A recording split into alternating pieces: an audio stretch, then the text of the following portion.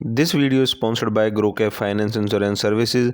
यहाँ से आप होम लोन इंश्योरेंस, मेडिक्लेम आदि करा सकते हैं। एड्रेस हसनपुर चौक, नियर श्री राम फाइनेंस, होडल, पलवल। धन्यवाद। जय जय श्री राधे, जय जय श्री राधे।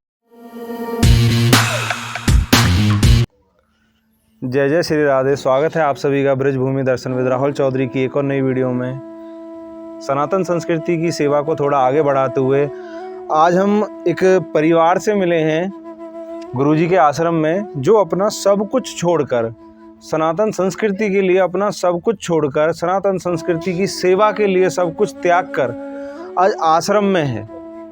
इन बच्चों ने अपनी शिक्षा छोड़ दी, अपनी किताबें छोड़ दी, और हमारे भगत जी ने भी अपना सब कुछ त्याग के, हमारी माता जी ने भी अपना सब कुछ त्याग के आज आश्रम में अपना जीवन जी रही हैं। साथ में है हमारी एक लाली, जो भी अपना सब कुछ त्याग कर आज आश्रम में अपना सनातन जीवन बिता रहे हैं। श्री कृष्ण जी के चरणों में अपना सारा ध्यान लगा दिया है। ऐसा उन्होंने क्यों किया? एक नॉर्मल जो परिवार होता है वो ऐसा नहीं कर सकता, क्योंकि उसकी बहुत सारे इच्छाएं होती हैं, बहुत उसके ऊपर दबाव होता है, अपना भी, परिवार वालों का भी, रिश्तेदारों का भी। हर किसी के लिए ये चीज़ आसान नहीं है कि एक पल में अपना घर त्याग देना, सब कुछ मोह त्याग देना, वो भी इतनी कम उम्र में, जहाँ बच्चों की उम्र बहुत छोटी हो। तो आइए हम सबसे पहले पूछते हैं। राधे राधे जी। राधे राधे। आपका शुभ नाम जी? बद्रीलाल है जी। बद्रीलाल जी। तो आप इस जीवन में आने से पहले क्या करते थे? ये एक मोबाइल की शॉप थी अपने, उस पर मैं रिपेयरिंग का काम करता था जी। और थोड़ा बहुत प्रॉपर्टी का भी कर लेता था काम। सही काम चल रहा था आपका? बिल्कुल बढ़िया चल रहा था जी। अच्छा अच्छा। तो फिर एकदम से आपके जीवन में ऐसा क्या मोड़ आया कि आपने परिवार सहित वैराग्य अपना लिया? एकदम से तो नहीं आया, ये तो काफ़ी टाइम से, जब मैं समझने लगा था, जब से ही भगवान के प्रति मेरा लगाव था, शुरू से ही, बचपन से ही। अच्छा, बचपन से ही आपका हाँ, लगाव था शुरू से ही, एकदम से नहीं आया।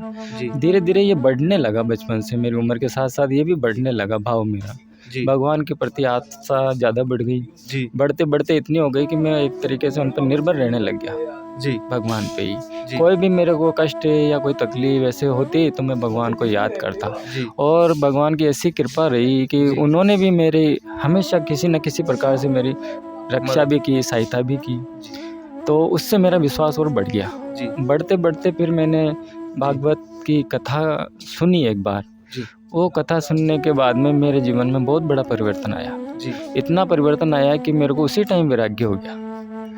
उसी टाइम सुनते ही, जैसे ही वो कथा पूरी होती है, उसी टाइम मेरे को इतना प्रबल वैराग्य हुआ कि मैं सब छोड़ के जी एक जंगल में, एक खेत के अंदर रहने लग गया। मतलब संसार से मेरे को मोह हट गया उसी टाइम। जी कुछ दिनों वहाँ रहने के बाद में सांसारिक उसमें रहने के बाद कुछ गुरु के न होने के कारण जी। मैं वापस उसी में लिप्त हुआ संसार में। फिर मैं घर पे ही थोड़ा बहुत अपने गुजारा करके वहाँ पूजा पाठ का ऐसा सिस्टम बना के बिना जी। ज्ञानता के बस जी जो जी मेरे से होता था वो करता रहता था। जी फिर एक दिन जैसे आराधना करते समय मेरे को ऐसा महसूस हुआ कि अपने को गुरु की आवश्यकता है, जी तो मुझे गुरु ढूंढना चाहिए मेरे लिए। जी तो किसी से मैंने कृपालु जी महाराज के मैं प्रवचन सुनता था, जी तो उन्होंने उसमें कहा था कि गुरु भगवत कृपा से ही मिलते हैं, सच्चे जो गुरु होते हैं। जी तो मैंने भगवान से प्रार्थना की पूजा करते समय ही कि प्रभु अब मेरा ऐसे गुरु मेरे को मिल जाए जिससे मेरी भक्ति आगे बढ़े, मेरा कुछ लक्ष्य प्राप्त कर सकूं। जी तो भगवान ने ऐसे, मैंने यूट्यूब, आपके जैसे ही यूट्यूब चैनल देखता था मैं, ऐसे संतों के सबके, तो हमारे गुरुदेव श्री के मैं उसमें दर्शन हुए, उनका ये चैनल सुना मैंने यूट्यूब पे, उनके जो प्रवचन सुने वो 100% मेरे से मैच हुए। मैच होते ही मैं उनके सुनते ही उनको फ़ोन लगाया। उनमें फ़ोन नंबर दिए थे गुरुजी ने, जी तो उन फ़ोन नंबर से मैंने इनसे संपर्क किया। संपर्क होते ही इन्होंने, मैं इनको बात रखी, मैं राजस्थान से बोल रहा हूँ, ऐसे साहब मैं आपसे मिलना चाहता हूँ गुरुजी। तो कि बेटा हम तो भक्त के लिए ही बैठे हैं, आप पधारो, आपका वेलकम है। तो मैं आ गया। उसके फ़ोन करने के 3-4 दिन बाद ही आ गया मैं यहाँ पे। हम दोनों आए थे, बच्चे अच्छा, नहीं। आप और आपकी धर्मपत्नी? हाँ, ये नहीं आए थे बच्चे, ये घर पे ही थे। हम दोनों आए, यहीं बैठे थे जहाँ पर बैठे हैं। गुरुजी से रात को मिले, तो जो भी 2 रोटी खानी थी, खाना वाना खा के महाराज जी ने जो प्रवचन गुरुजी ने किए वो सुने। हम फिर सुबह हम खाना वाना खा के सुबह निकल गए। उस अंतराल में मैंने ये महसूस किया मेरे जीवन में, उस 1 महीने के अंतराल में, जी। कि गुरुजी में कुछ ऐसी बात है या मेरे इनसे कोई ट्रम्प्स है पहले से ही, ऐसा मैंने मेरे मन में महसूस किया। 1 महीने बाद गुरु पूर्णिमा थी, तो गुरु पूर्णिमा के दिन हम वापस आए यहाँ पे गुरुजी के पास। गुरु पूर्णिमा के पास आते ही फिर हमने इनसे सत्संग लिया। बहुत से भक्त लोग और आए हुए भी थे, तो सब ने हम सत्संग साथ साथ ही लिया सबने। 2 दिन में यहाँ रुका। तीसरे दिन हम, ये गुड़िया भी आई थी साथ में, जी। तो इन्होंने भी सत्संग लिया। सत्संग लेने के बाद हम चले गए 2 दिन रुके थे। 2 दिन के बाद हम चले गए वापस।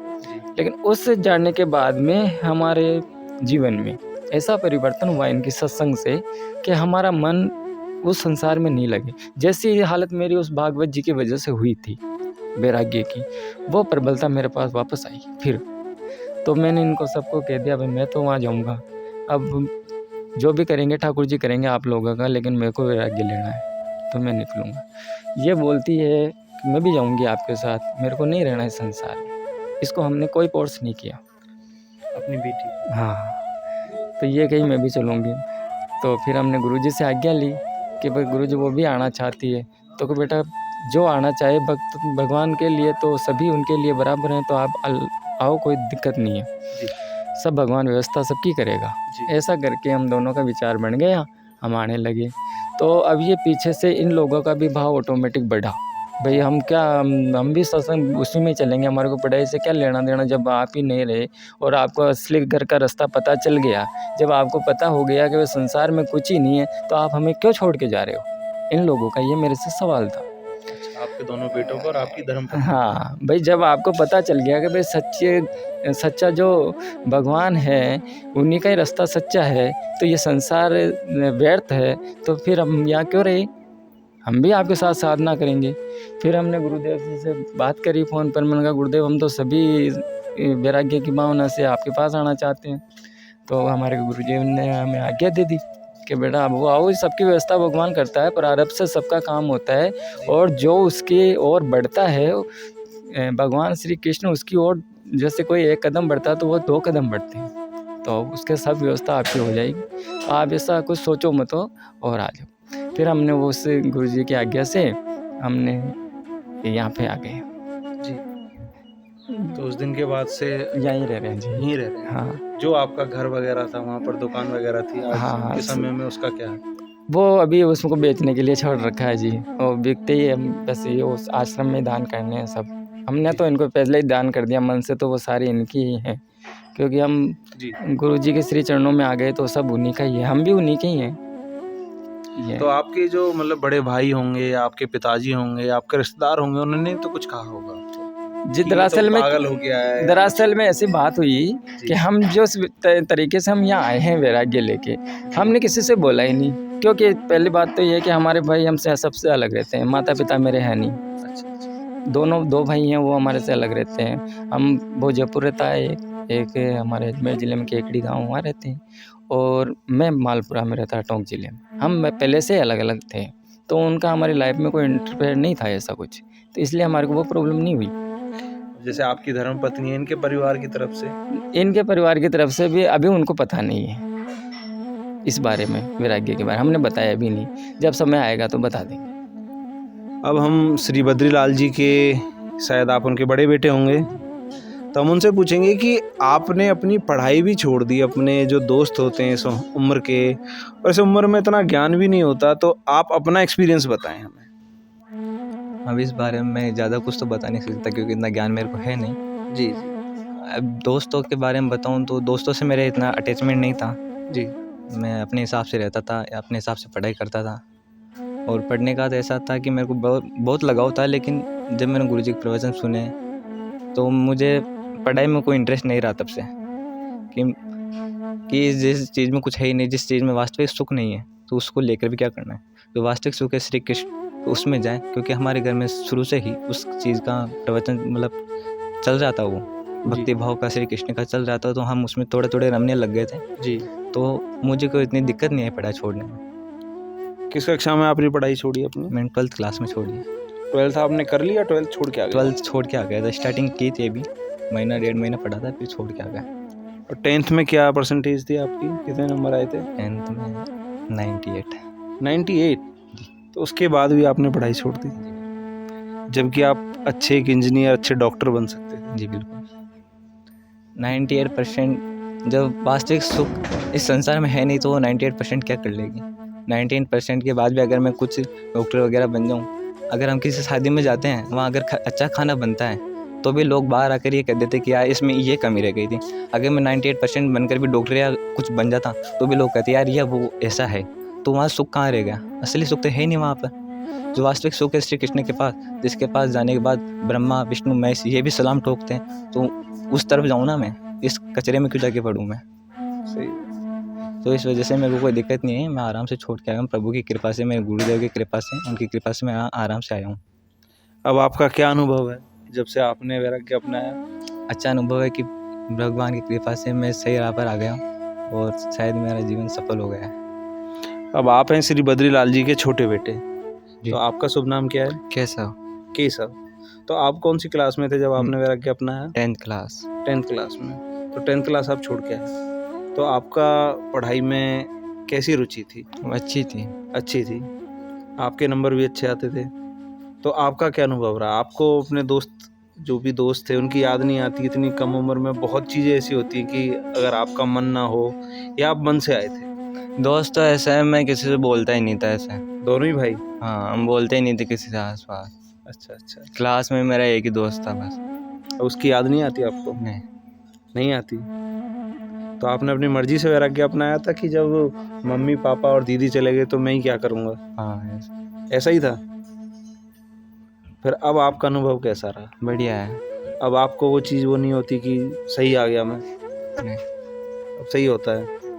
चलो, अभी हमारे छोटे हैं केशव दास जी, और हमारे श्री कृष्ण जी का भी नाम केशव था, तो अभी धीरे धीरे ये भी अपना मन लगाएंगे। पर जहाँ पूरी फैमिली का कहते हैं कि सनातन संस्कृति के प्रति इतनी सेवा हो, तो उसको धन्य धन्य है ऐसी फैमिली को कि आज के समय में सनातन संस्कृति की सेवा के लिए लोग आज भी इतना कदम आगे बढ़ा सकते हैं। ये तो मैं सपने में भी नहीं सोच सकता कि एक कई बार होता है कि घर में से पिता चला जाए या कोई पुत्र चला जाए, पर पूरी फैमिली आ गई। विदेशों से हमने देखा था कि जर्मन से लोग आ गए, अमेरिका से लोग आ गए, पर हमारे इंडिया में भी अभी ऐसे असली सनातनी लोग बचे हुए हैं जो हमारी संस्कृति की सेवा और सेवा कर रहे हैं, दिल से सेवा। कि आज से पहले भी जो मात्र भागवत सुनने से उनकी जीवन में इतना बड़ा बदलाव आ गया, तो मैं आपसे भी गुजारिश करूंगा आप भी अपने जीवन में भागवत जरूर सुने, क्योंकि भागवत जब हमारा जीवन इतना बदल सकती है। ये कोई ऐसा नहीं है कि यहाँ कोई एक्टिंग क्लास चल रही है या किसी मूवी की शूटिंग हो रही है, हमारे साथ प्रोफेशनल एक्टर बैठे हुए हैं। ये एक साधारण सी फैमिली है जो अपना दुकान वगैरह चलाकर अपना गुजारा करती थी। उसके बाद हमारे बद्रीलाल जी की रुचि शुरू से ही भागवत और श्री कृष्ण जी की और हमारी सनातन संस्कृति में रुचि थी। उसके बाद से जब से वो भागवत सुनते हैं, श्री भागवत सुनते हैं, तो उनका पूरा जीवन बदल जाता है और वो वैराग्य अपना लेते हैं अपनी पूरी फैमिली के साथ। ये सबसे बड़ी बात है, पूरी फैमिली के साथ वैराग्य अपनाना। तो वैराग्य अपनाने के पीछे श्रीमद् भागवत गीता ही नहीं, तत्व ज्ञान और गुरु ज्ञान भी होता है। जब आदमी खुद से ये जिज्ञासा करने लग जाता है कि मैं कौन हूँ, कहाँ से आया हूँ और मुझे क्या करना है, जीवन का उद्देश्य क्या है, मात्र धन कमाना, ये लोग कमाने, ये बाकी जीवन ही मात्र उद्देश्य नहीं है। ये बातें ज़रूर आपको थोड़ी विचलित करेंगी कि जो लोग आज के समय में सामान्य जीवन अपने घर पर जी रहे हैं, उनको ये बातें ज़रूर विचलित करेंगी, क्योंकि असली जो सच है वो सबको नहीं पता। उसके लिए आपका एक गुरु होना चाहिए, एक अच्छा गुरु। आपको भागवत गीता का आचरण करना चाहिए, उसको पढ़ना चाहिए, उसको समझना चाहिए कि हमारे जीवन का मूल उद्देश्य क्या है। हमको अपने खुद से सवाल करने चाहिए कि मैं यहाँ क्यों आया हूँ, किस लिए आया हूँ। हम जो भी कार्य कर रहे हैं उसमें हमारा मन लगता है या नहीं लगता, हमको ज़बरदस्ती कराया जा रहा है। आपका स्वामी सिर्फ भगवान है, माता पिता तो जन्म देने वाले हैं। माने तो वो भी भगवान है, ना माने तो कोई भी भगवान नहीं है। भगवान इस दुनिया में जो ज्ञान दे, जो हमें पाल रहा है, वो सब भगवान है। इस बात में कोई संशय नहीं है। पर जीवन का मूल उद्देश्य क्या है, यह पहचानना सबसे बड़ा उद्देश्य है हमारा, जो हमारी इस फैमिली ने पहचाना। अब उसके बाद हम अपनी माता जी से बात करते हैं। माता जी राधे राधे। राधे राधे जी राधे। तो माता जी, आपका क्या अनुभव रहा वैराग्य अपनाने के बाद कि आपने अभी तक अपने घर भी नहीं बताया? घर तो चलो आपका आज के समय में यही है, जहाँ पति परमेश्वर वहीं पत्नी, यही कहा जाता है। जी। और दूसरा कि एक आपका भी एक सर्कल रहा होगा, आपकी भी सहेलियां रही होंगी, तो आपका क्या अनुभव होता है यहाँ पर अकेले बच्चों के साथ बस चिंतन करना? मेरा सहेलियाँ भी नहीं थी, मैं लगाव नहीं रखती थी, जितनी बात होती थी उतनी रखती थी, बस जो काम हो गया बात हो गई तो मैं रखती। अच्छा, शुरू से ही आपके हाँ, पूरे अच्छे परिवार का जो रुचि रही है वो भगवान के प्रति ही रही है? जी। जितना आपके समय खाली होता था, आप वो पूरा समय भगवान की भक्ति में ही बिताते थे? जी, ऐसा तो नहीं था, लेकिन अकेला रहना अच्छा लगता था मेरे को। जैसे अकेला रहना अच्छा हाँ, लगता और था। भगवान के बारे में बोलो तो अच्छा ही लगता था, उनकी जितनी सुने वो कम है। बस उनका चिंतन करते हाँ, रहो और उनके बारे में बस सुनते रहो। उनके बारे में जैसे कोई बोलते थे भाई इसमें भगवान, तो बस कभी ख्याल आता था तो उनको देखते हुए उन्हीं की छवि रहती थी बस। अच्छा, उन्हीं की छवि रहती हाँ, थी। जैसे पहले तो ज्ञान नहीं था, तो अलग अलग देवता, फिर भी ऐसे मन में चलता था भाई किसको माने किसको नहीं माने। जैसे श्री कृष्ण जी का ध्यान हुआ तो हर देवता में बस प्रणाम सबको करते थे, लेकिन उन्हीं का नाम आता था, ऐसा होता था। तो हमारे साथ हैं हमारी छोटी बहन। राधे राधे। राधे राधे। आपका शुभ नाम क्या है जी? विशाखा। विशाखा। तो आपका क्या अनुभव रहा कि आपने तो पहले ही पिताजी के साथ कह दिया था कि मैं तो आपके साथ चलूंगी चलूंगी, तो आपके जीवन में ये कैसे बदलाव आया? आपकी भी सहेलियां रही होंगी।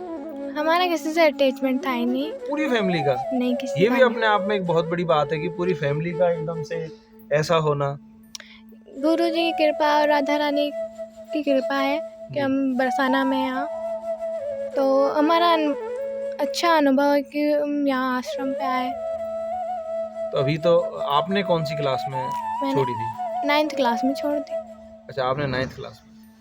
तो ये आपके संस्कार थे आपके माता पिता के, एक सनातनी संस्कार थे आपके, जो असली संस्कार होते हैं जिसकी आज के समय में हर एक परिवार में जरूरत है। यही कहना चाहूँगा मैं। तो एक चीज़ और कहना चाह रहा था जी। जैसे राहत तो मेरे को यहाँ आने के बाद, ये श्री गुरु चरणों में आने के बाद ही मेरे को ये सच्ची राह मिली। अभी जो हमारी कंट्रोलिंग पावर जो तेज हुई है, जो हमारी साधना जो वहाँ नहीं हो पाती संसार में, वो यहाँ आके जो प्रबल हुई है इस आश्रम में आने के बाद, वो मेरे को इतनी फीलिंग होती है, उससे इतनी खुशी होती है कि मैं भगवान श्री कृष्ण की मेरे ऊपर कितनी असीम कृपा है कि मैं इस आश्रम में इन गुरुदेव के श्री चरणों में आऊँ। ऐसे गुरुदेव ये ढूंढने से नहीं मिलते, ये भगवान की कृपा से ही मिलते हैं।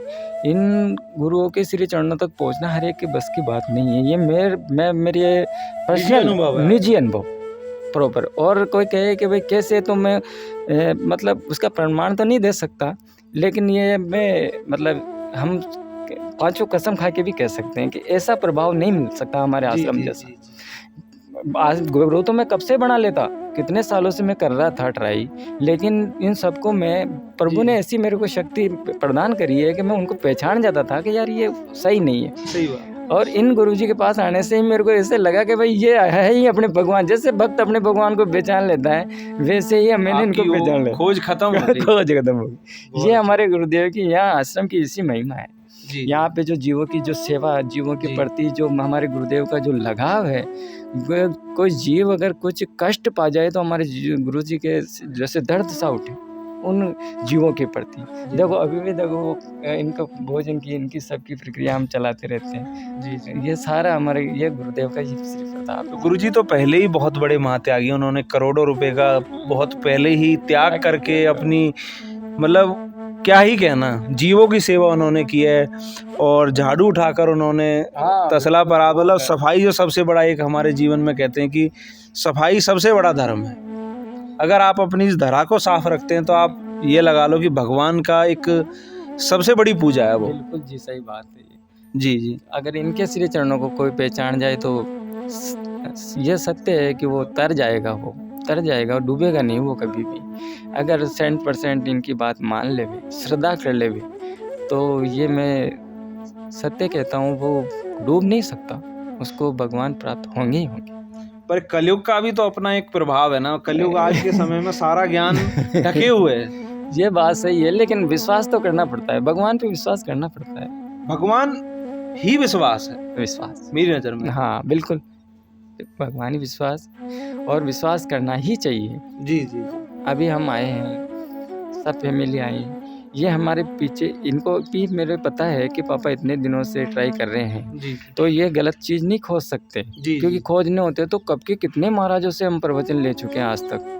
कब तक हम भागवत सुनते हैं, बहुत से महाराजों को टीवी पे देखते हैं, मैं सर्च करता रहता हूँ, लेकिन मेरे को जो करंट यहाँ लगा वो कहीं करंट नहीं लगा। कहीं नहीं लगा। ऐसा करंट के वो तो जो चखे स्वाद वही जाने। सही बात है।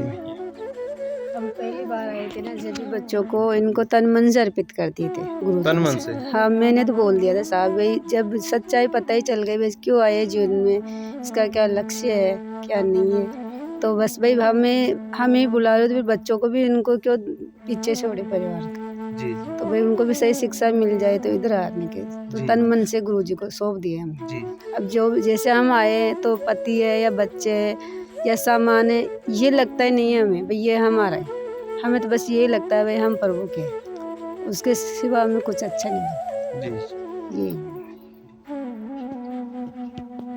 तो ऐसी सनातन संस्कृति की सेवा, सनातन संस्कृति के लिए त्याग, एक उदाहरण जहाँ हमारी माता जी, हमारी बहन जी, हमारे दोनों बच्चे, और मैं केशव जी से भी कहना चाहूँगा कि आप भी अपना मन लगाना सीख लें। असली जीवन यही है। बहुत से लोग ये करना चाहते हैं जो आपके साथ हो रहा है, पर अभी आप वो चीज़ पहचान नहीं पाओगे। बहुत से लोगों के दिल में ये इच्छा होती है पर वो कर नहीं पाते। ऐसी कृपा हर किसी पे नहीं होती कि आपको ब्रजवास मिला और सबसे बड़ी चीज़ आपको गुरुजी मिले। ये दो चीज़ें जीवन में पाना असंभव है। हम ब्रजवासी हैं, हमसे जो दूसरे लोग हैं वो कहते हैं कि आपने सबसे बड़ा जो कर्म था आपका यही है कि आप ब्रजवास में पैदा हो गए। ब्रजवासी लोगों के दूसरे, कहनी तो मुझे नहीं चाहिए बात, हम इतने अभी महान नहीं हैं, हम बहुत तुच्छ हैं, कि संत महात्मा और दूसरे दूर से आने वाले जो संत महात्मा होते हैं वो ब्रजवासियों के पैर तक लेते हैं, क्योंकि ब्रजवासियों को वो श्री कृष्ण जी का अंश मानते हैं, उनका प्रिय मानते हैं। ये ब्रज की महिमा है और आप आज उसी ब्रज में वास कर रहे हैं, सनातन संस्कृति की सेवा कर रहे हैं त्याग से। इससे बड़ा कोई त्याग नहीं हो सकता, इससे बड़ी संस्कृति की कोई सेवा नहीं हो सकती हमारी सनातन की। तो अपने आप को, सीधी सी बात है, मैं तो यही कहूँगा कि आप पर भगवान श्री कृष्ण जी की असीम कृपा है, राधा रानी जी की, श्री कृष्ण जी की। बस इसी तरीके से आप हमारी सनातन संस्कृति की सेवा करते रहें, हमारे गुरु जी की सेवा करते रहें और हमारे ब्रजधाम की शोभा बढ़ाते रहें। बोलो रविंद्र देव महाराज की जय, भगवान की जय, बोल गुरु महाराज की जय, बरसाना धाम की जय, बोल महारानी राधा रानी की जय। जय जय श्री राधे, जय जय श्री राधे। अगर आपको हमारी वीडियो अच्छी लगे तो हमारी वीडियो को आप लाइक करें, हमारे चैनल को सब्सक्राइब करें। अगर आप भी सनातन संस्कृति की सेवा करना चाहते हैं, इससे बड़ा मौका आपको कभी नहीं मिलेगा, क्योंकि हमारा जो ये चैनल है बस ये सनातन संस्कृति की सेवा और सेवा करना चाहता है। इसके अलावा हमारा कोई दूसरा लक्ष्य नहीं है। जिस प्रकार श्री अर्जुन को मछली की आंख के अलावा कुछ नहीं दिखाई देता था, इसी प्रकार हमें भी अपनी सनातन संस्कृति की सेवा और सेवा के अलावा कुछ नहीं दिखाई देता। इसीलिए हम अपने श्री संतों के चरणों में अपनी अरदास लगाते रहते हैं, उन्हें दंडवत प्रणाम करते रहते हैं। कभी तो हम पर भी श्री राधा रानी जी और हमारे श्री संतों की कृपा हो, हम भी कभी सनातन संस्कृति में अपना छोटा सा योगदान दे पाएँ। इतनी तो हमारी औकात नहीं है, तुच्छ से आदमी हैं हम, फिर भी हम अपनी सनातन संस्कृति की सेवा करना चाहते हैं। आप भी हमारा योगदान दें। मिलते हैं किसी आने वाली वीडियो में, तब तक के लिए बोलते हैं जय जय श्री राधे।